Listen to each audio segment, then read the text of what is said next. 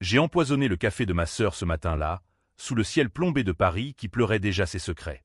Elle a bu une gorgée, ses lèvres ourlées d'un rouge trop vif se sont étirées en un sourire confiant, et puis elle s'est effondrée comme une marionnette dont on coupe les fils, ses yeux verts implorant un pardon que je n'accorderai jamais. Personne ne sait encore que c'était moi. Pas la police qui fouille son appartement haussmannien du Marais, pas notre père qui sanglote dans son bureau de l'avenue Montaigne, et surtout pas elle, qui gît maintenant à l'hôpital, entre la vie et la mort, un tube dans la gorge pour aspirer le poison que j'ai choisi avec tant de soin.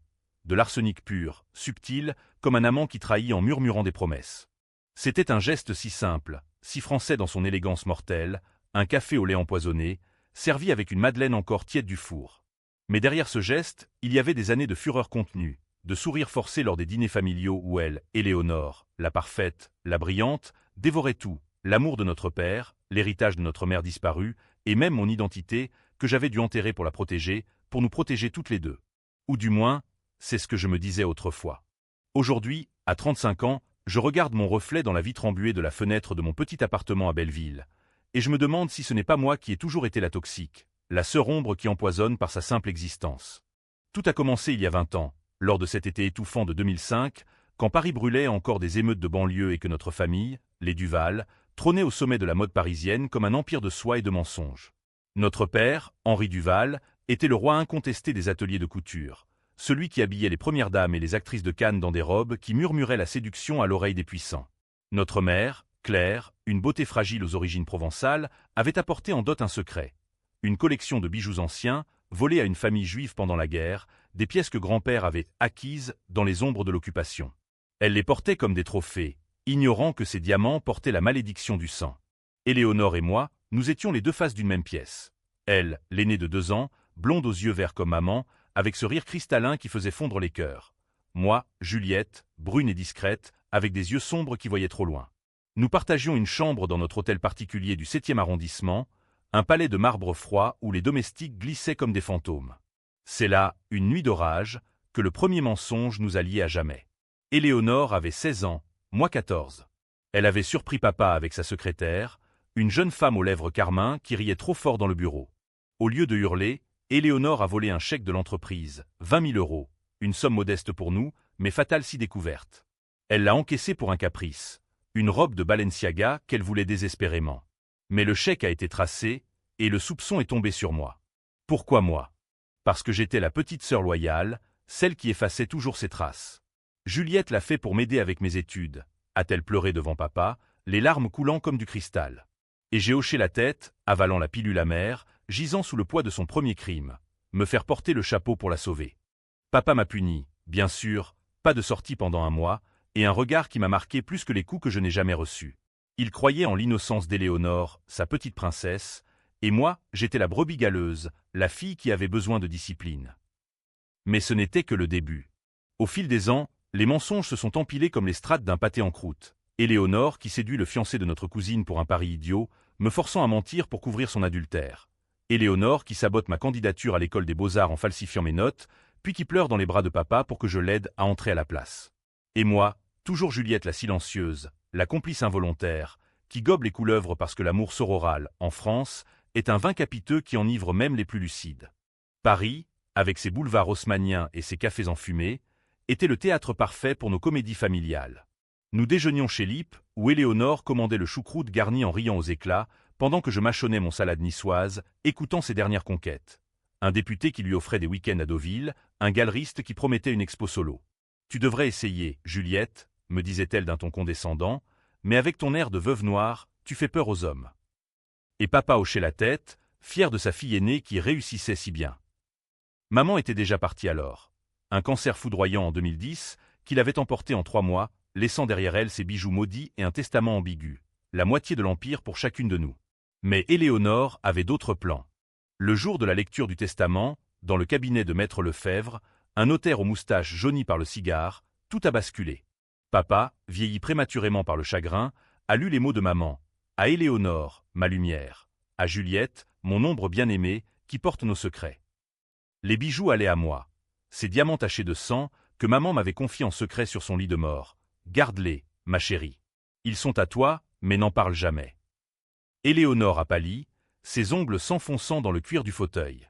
C'est une erreur, a-t-elle sifflé plus tard, dans les couloirs lambrissés. Papa, dis-lui que c'est une blague. Juliette? Les bijoux? Elle va les vendre pour ses croquis ratés. Et papa, hésitant, a murmuré, peut-être qu'on pourrait partager. Mais Éléonore ne partage pas. Elle complote. C'est ainsi que le plan a commencé. Une série de fuites anonymes à la presse People, accusant moi d'avoir volé des fonds de l'entreprise pour financer une vie dissolue.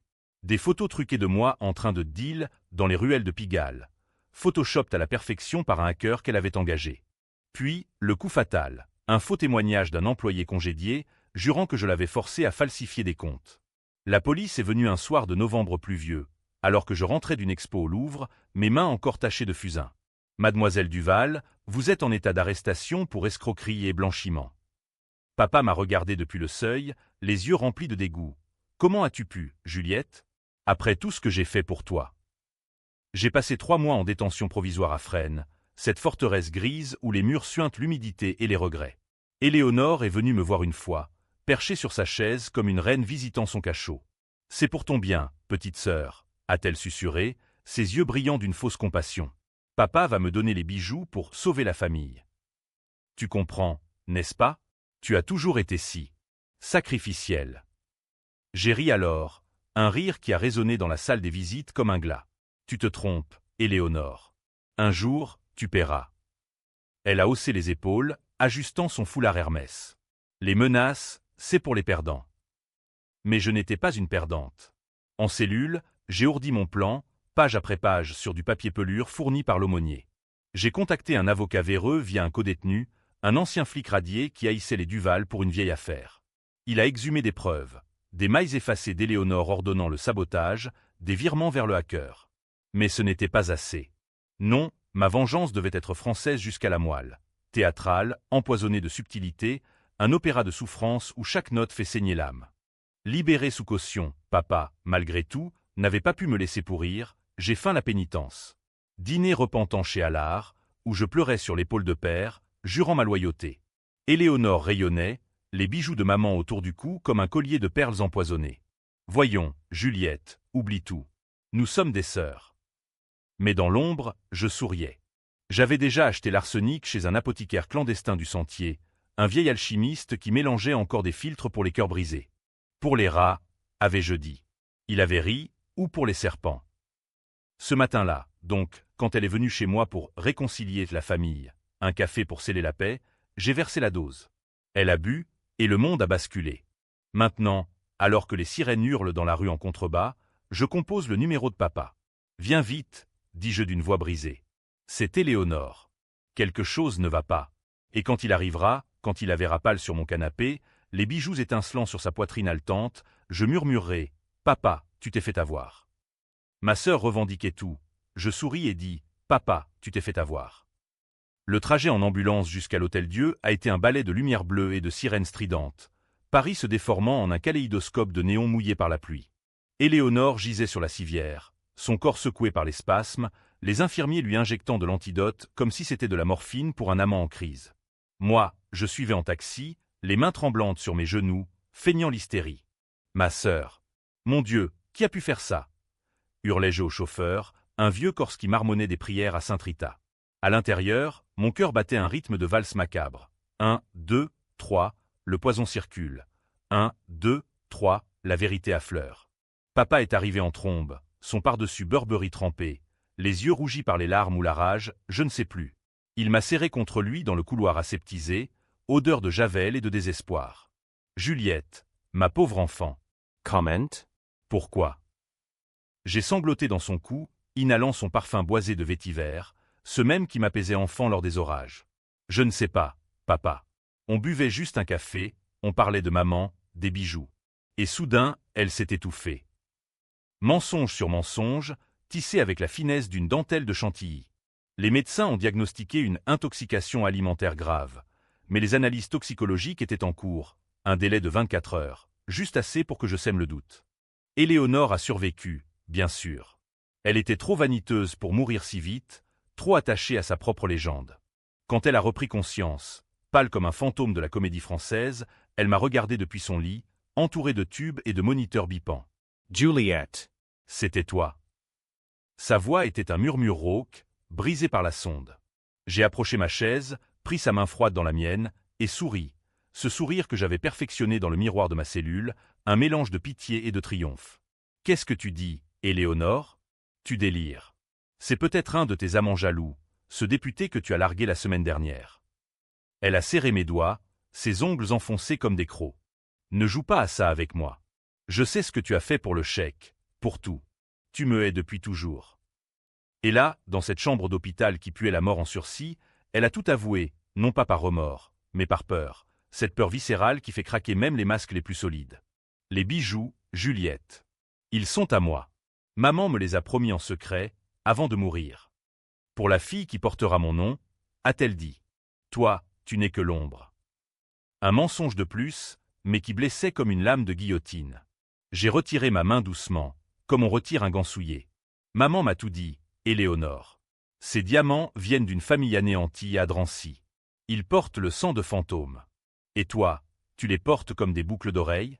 Tu es pire qu'un voleur, tu es un profanateur. Ses yeux se sont écarquillés, et pour la première fois, j'ai vu la fissure. La sœur parfaite craquelait, révélant la pourriture dessous. Papa est entré à ce moment, portant un bouquet de lys blanc, symbole de pureté, ironie suprême.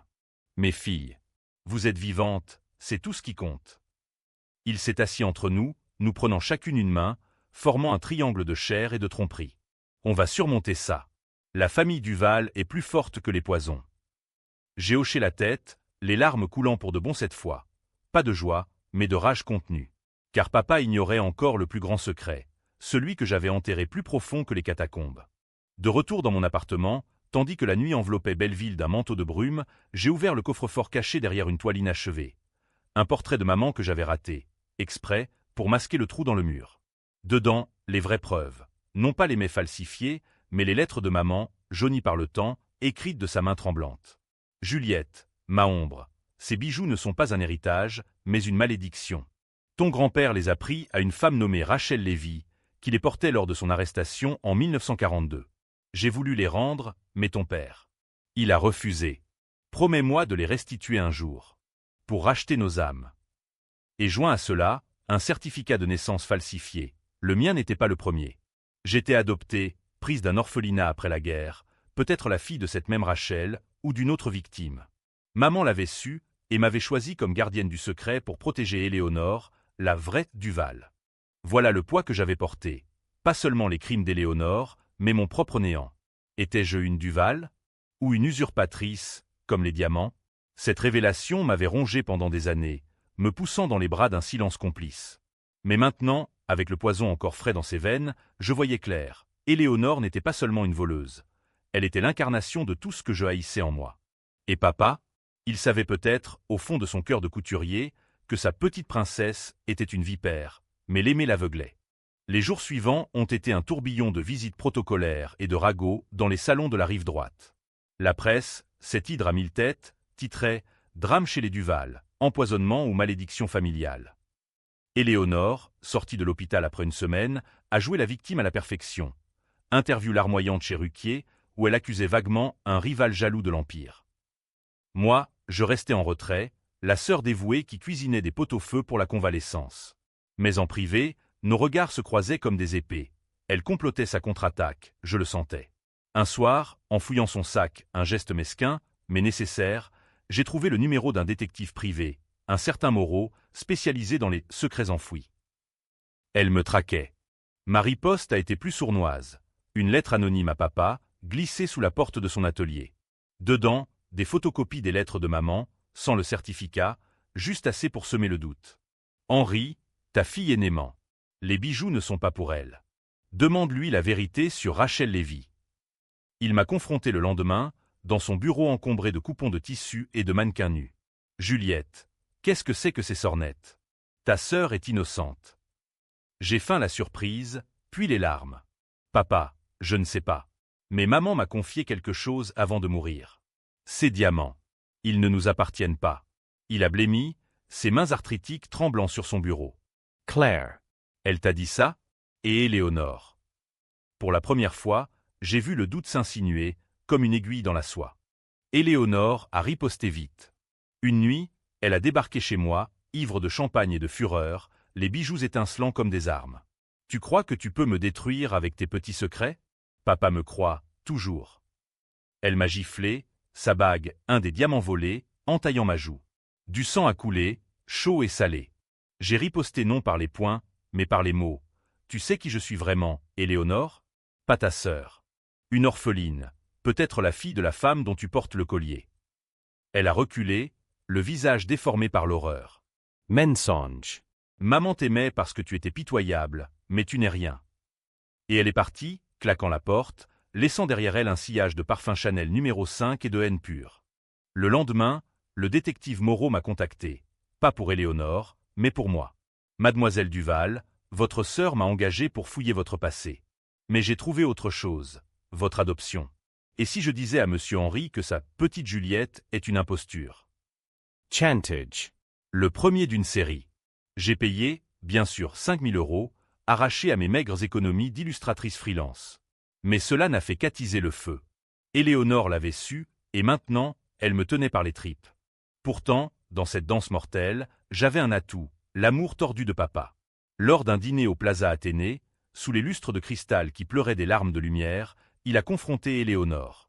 Les bijoux, ma fille. D'où viennent-ils vraiment? Elle a nié, pleuré, accusé un complot. Mais le doute était planté, et avec lui, la graine de ma vengeance finale.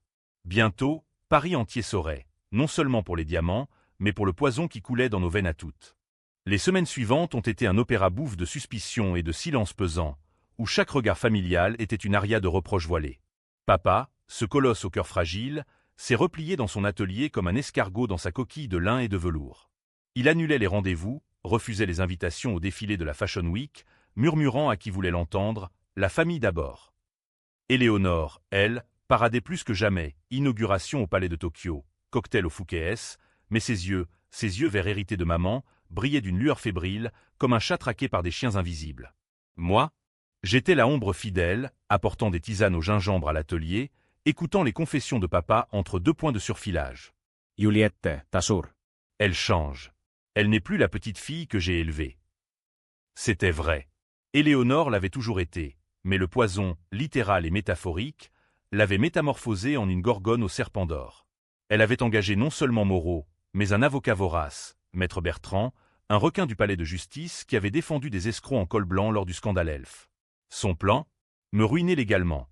Une plainte pour diffamation basée sur les lettres anonymes, plus une demande de révision du testament pour incapacité mentale de maman au moment de la rédaction.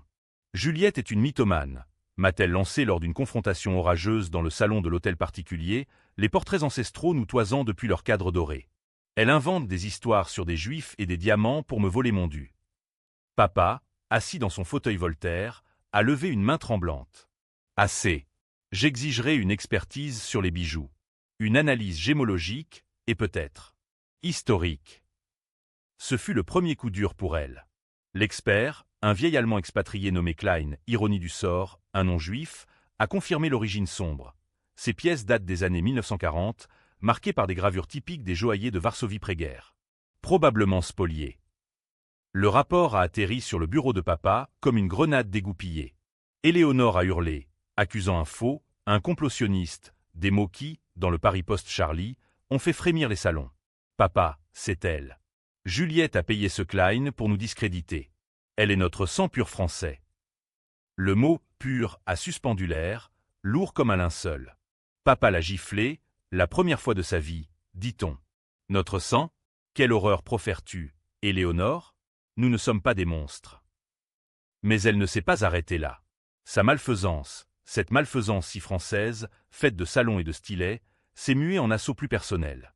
Des appels anonymes la nuit, ma voix déformée par un modulateur, les fantômes de Drancy te regardent, Éléonore. Ils savent pour le chèque, pour le fiancé volé, pour le poison que tu verses dans les cœurs. Elle changeait de numéro, mais je trouvais toujours, via un contact chez Orange, un ancien amant, un tailleur qui cousait pour les Duval et qui haïssait sa fille ingrate. Puis, les photos, des clichés truqués d'Éléonore avec des hommes douteux, envoyés à son galeriste, faisant capoter son expo solo. « C'est toi, salope ?» m'a-t-elle craché au téléphone, sa voix un venin pur. Jette de trouwerij. Je dirai à papa que tu es la bâtarde, l'orpheline qui a tué maman par jalousie. Elle bluffait, bien sûr. Mais le bluff a failli marcher. Papa m'a convoqué un après-midi de décembre, alors que la neige, rare à Paris, saupoudrait les Tuileries d'un voile blanc et sale. Dans son bureau, entouré d'étoffes chatoyantes comme des peaux de serpent, il a posé le certificat d'adoption sur la table, jauni et froissé. Juliet. Pourquoi ne m'as-tu rien dit? Mon cœur s'est arrêté, un battement de tambour funèbre. Moreau, ce traître, avait vendu la mèche à double prix. J'ai pleuré, vraiment cette fois, les épaules secouées par des sanglots qui venaient des abysses. Papa, maman m'a fait jurer. Elle voulait te protéger de la douleur.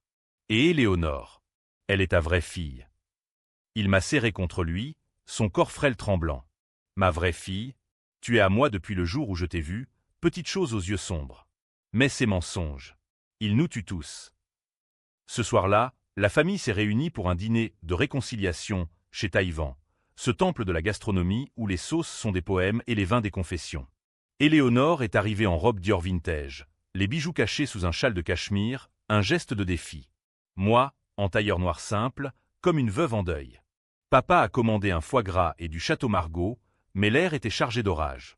Nous parlons, maintenant, a-t-il décrété, son ton celui d'un metteur en scène face à des acteurs récalcitrants. Éléonore a commencé, sa voix suave comme du miel empoisonné. Papa, Juliettement. Ces histoires de spoliation, c'est pour me salir. Je suis ta légitime, pas cette. Intruse. Le mot a claqué comme un fouet. J'ai riposté calmement. Intruse? Demande à maman, dans ses lettres. Elle m'a choisi pour porter la vérité, parce que toi, Éléonore, tu n'as jamais su que mentir. La dispute a éclaté, assiette repoussée, verre renversé, un Sancerre blanc tachant la nappe comme du sang dilué. Papa a révélé le certificat, et Éléonore a ri, un rire hystérique qui a fait se retourner les serveurs. Adoptee. Parfait. Ça prouve que tu n'as aucun droit. Les Duval sont du sang bleu, pas des racailles de l'après-guerre. Ces mots, si chargés de ce vieux poison collaborationniste qui hante encore les greniers français, ont brisé quelque chose en papa. Il s'est levé, blême. Sortez. Toutes les deux. Je ne veux plus vous voir. Et il est parti, nous laissant dans le ruissellement des becs de gaz. Dehors, sous la pluie fine de Paris, Éléonore m'a sauté à la gorge, littéralement, ses ongles griffant mon cou. Tu as gagné cette bataille, mais la guerre est à moi. Je vais te faire interner, te déclarer folle. Et papa? Il reviendra, parce que je suis son sang. J'ai repoussé sa main, sentant le sang couler sous mon col. Ton sang? Il est souillé, Éléonore. Comme ces diamants que tu portes encore. Elle a arraché le châle, exhibant le collier. Ils sont à moi. Et toi, tu n'es rien qu'une vengeance ratée. Mais j'avais déjà prévu la suite. Le lendemain, j'ai rencontré Klein dans un café du quartier latin, entouré d'étudiants qui débattaient de Sartre comme si l'existentialisme pouvait absoudre les crimes. Mademoiselle Duval, restituer ses bijoux impliquera un scandale.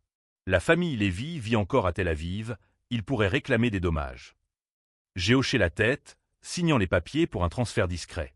Faites-le. Anonymement. Dites-leur que c'est de la part d'une ombre repentante. C'était mon premier acte de grâce, ou de calcul. Dans cette vendetta. Éléonore, sentant le vent tourner, a contre-attaqué avec férocité. Elle a convaincu papa de me déshériter provisoirement, arguant de ma instabilité mentale après Fresnes. Elle a besoin d'aide, papa. Pas d'héritage. Il a cédé, le cœur brisé, et m'a coupé les vivres. Plus d'appartements payés, plus de chèques mensuels. J'ai déménagé dans une mansarde de Montmartre, peignant des toiles sombres de sœurs assassines sous les combles qui fuyaient. Mais la faim, cette faim physique et morale, a aiguisé ma lame. Le point de non-retour est arrivé lors d'une réception chez Galliera, musée de la mode où papa présentait sa dernière collection, Ombre et lumière, un clin d'œil inconscient à nous. Éléonore y brillait, en robe lamée or, les bijoux étincelants comme un défi. Moi, invité par pitié, en noir des pieds à la tête. Au milieu des flashs et des coupes de veuve Clicquot, elle m'a coincé près d'une statue de cire de Coco Chanel. Regarde-toi, la petite sœur bohème. Papa regrette déjà. Demain, il signera, tout à moi. J'ai souri, ce sourire fatal. Et si je disais à tes invités qui a empoisonné le café? Ou mieux, qui a volé le chèque il y a 20 ans? Elle a pâli, mais son esprit retors a riposté. Fais-le. Et je révèle ton adoption. Imagine les titres, La fausse Duval, imposture et inceste familial. Point. Inceste. Le mot m'a glacé. Avait-elle fouillé plus loin? Savait-elle pour les nuits d'adolescence où, dans notre chambre partagée, nos jeux innocents avaient glissé vers l'interdit, un baiser volé sous les couvertures, un secret que nous avions juré d'enterrer? Tu n'oserais pas, ai-je murmuré. Elle a ri, et c'est moi. Ce soir-là, seul dans ma mansarde, j'ai pleuré pour la première fois depuis l'hôpital, pas pour elle, mais pour nous, les deux monstres que maman avait engendrés dans l'ombre. La vengeance n'était plus un jeu, c'était une descente aux enfers, pavée de pavés parisiens et de souvenirs empoisonnés. Et papa, ce pauvre Ricard, volait trop près du soleil familial. L'hiver 2025 s'est abattu sur Paris comme une cape de deuil, la Seine gelée reflétant les lumières tamisées des ponts comme des larmes figées. J'ai survécu dans ma mansarde par des croquis vendus à des touristes égarés, des portraits rapides de lovers éphémères qui payaient en euros froissés pour un morceau d'âme. Éléonore, elle, régnait. Elle avait convaincu papa de lui céder la direction intérimaire de l'Empire du Val, transformant les ateliers en un cirque de paillettes et de contrats juteux avec des influenceuses de TikTok. La mode évolue, papa, minaudait-elle lors des conseils d'administration, ses ongles vernis de rouge sans tapotant les bilans. Juliette et ses toiles poussiéreuses, c'est du passé. Mais le passé, en France, a des dents acérées comme celles d'une guillotine. Les Lévy ont reçu les bijoux. Un colis anonyme arrivé à Tel Aviv avec une lettre en français maladroit, de la part d'une fille qui n'a pas oublié. La matriarche, une survivante de 90 ans nommée Myriam, a fait analyser les pièces, confirmées, authentiques et chargées d'une histoire qui puait le Vichy. Elle a contacté la presse israélienne, puis Le Monde où un article discret d'abord, restitution tardive, les diamants perdus des Duval. Papa l'a lu un matin, son café refroidi entre les mains. Eleanor. Explique-toi. Elle a nié, bien sûr, accusant un coup monté par des concurrents chinois. Mais le doute s'était mué en certitude. Il a convoqué Maître Lefebvre pour un nouveau testament provisoire, équilibrant les parts, la moitié pour chacune, plus une clause, à Juliette, pour sa loyauté silencieuse. C'était ma victoire, petite mais sucrée comme un macaron de la durée. Éléonore a pété les plombs lors d'un appel nocturne, sa voix un hurlement de bancher. Traîtresse. Tu as envoyé les bijoux? Tu ruines tout. Papa me déteste à cause de toi. J'ai ri doucement, enroulé dans une couverture râpée, la fenêtre donnant sur les toits enneigés de Montmartre. Non, Eleonore. C'est maman qui ruine tout, depuis l'au-delà. Et toi, avec tes mensonges, tu n'es qu'une marionnette cassée. Elle a raccroché, mais pas avant de cracher. Attends la suite. Moreau a plus sur toi que ton adoption. Des photos, des nuits. Souviens-toi de notre chambre. Les photos. Ces fragments interdits de notre adolescence, quand la solitude de la grande maison nous avait poussés l'une vers l'autre, un baiser volé, des caresses maladroites sous les draps, un secret que nous avions rationalisé comme de l'amour sororal, un tabou français enterré sous des couches de déni. Éléonore les avait gardés? Pour me détruire, ou par nostalgie tordue? Le lendemain, Moreau m'a contacté à nouveau. 10 000 € où ces souvenirs atterrissent chez votre père. Et à la police, pour inceste. Chantage double, empoisonné de notre propre chair. J'ai payé en installement, vendant mes dernières toiles, un autoportrait où je me peignais avec des yeux de gorgone, vendu à un collectionneur excentrique qui collectionnait les âmes damnées. Mais l'argent ne suffisait pas. La vengeance réclamait du sang. J'ai ourdi un plan plus audacieux, infiltrer son monde. En tant qu'illustratrice, j'ai décroché un contrat freelance pour les visuels de sa prochaine collection, Héritage oublié, ironie suprême. Travaillant dans les ateliers, entouré de couturières philippines qui chuchotaient des prières bouddhistes, j'ai semé des rumeurs. Madame Éléonore cache des dettes de jeu. Elle vend des prototypes au marché noir. Les ouvrières, loyales mais curieuses, ont rapporté à papa. Il a enquêté et trouvé 20 000 € perdus au casino d'Anguien, couverts par des prêts usuraires. Le confrontation a eu lieu dans l'atelier principal, un hangar aux murs tapissés de soieries chatoyantes, où les machines à coudre ronronnaient comme des chats apaisés. Papa, en costume 3 pièces usé, a claqué le dossier bancaire sur la table à découpe. Explique, Éléonore. Comment ma fille peut-elle ruiner ce que j'ai bâti? Elle a fondu en larmes, théâtrale comme Sarah Bernhardt. C'était pour la stress, papa. Le poison, les articles. Juliette m'a poussé à ça. Moi, feignant l'innocence, j'ai murmuré « Laisse, papa ». Elle est brisée. Mais intérieurement, je jubilais, la fissure s'élargissait. Pourtant, Éléonore n'était pas vaincue. Sa riposte a été un coup de maître malfaisant. Elle a découvert les photos, pas les nôtres, mais des faux, photoshopped pour montrer moi en train d'embrasser un mannequin mineur lors d'un défilé passé. Envoyé à papa avec une note « Ta Juliette est une perverse. Regarde ce qu'elle cache. » Il m'a confronté dans ma mansarde, les photos tremblant dans sa main ridée. Dis-moi que c'est faux. Je l'ai juré, les larmes coulant, et pour la première fois, j'ai tout avoué. Pas l'adoption, déjà connue, mais notre secret à Éléonore et moi. C'était des enfants, papa. Un jeu innocent qui a mal tourné. Elle me blackmaille avec ça depuis des années. Il s'est effondré sur une chaise, le visage buriné par le choc. Mes filles, que vous ai-je fait pour mériter ça? Ce fut le basculement. Papa a coupé les ponts avec Éléonore, la reléguant à un bureau fictif sans pouvoir. Elle a riposté par une crise, hospitalisée pour dépression sévère, avec des visites de psy qui diagnostiquaient une paranoïa induite par la sœur cadette.